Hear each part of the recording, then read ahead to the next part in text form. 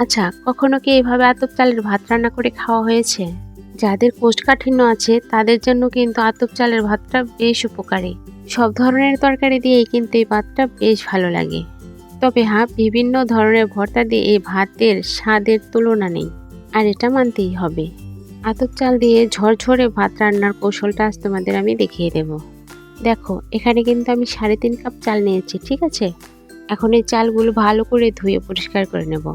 চালটা এভাবে ধুয়ে ব্যাস 5 থেকে 10 মিনিটের মতো একটু ভিজিয়ে রাখলে আরও ভালো হয়।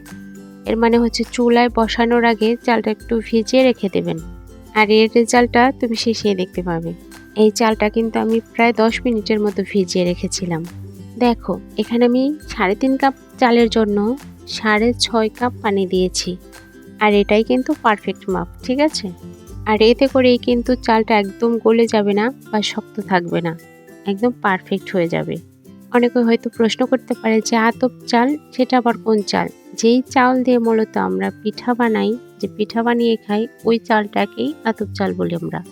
আর এই আতপ চালের ভাতের যে একটা গ্রান, কি বলবো, এটা বলার মতো কোনো ভাষাই নেই। এত মিষ্টি একটা গ্রান। যদি কখনো আতপ চালের ভাত না খেয়ে থাকো, তাহলে আমি বলবো তুমি এটা আজই নির্দ্বিধায় ট্রাই করো। এটা ভালো খেতে, বেশ ভালো খেতে। দেখো কতটা অল্প সময়ে কিন্তু ভাতটা হয়ে গেল। আর এটা দেখতে পুরোপুরি পোলাওয়ের মতো। তাহলে ভালো থেকো। আসসালামু আলাইকুম। আল্লাহ হাফিজ।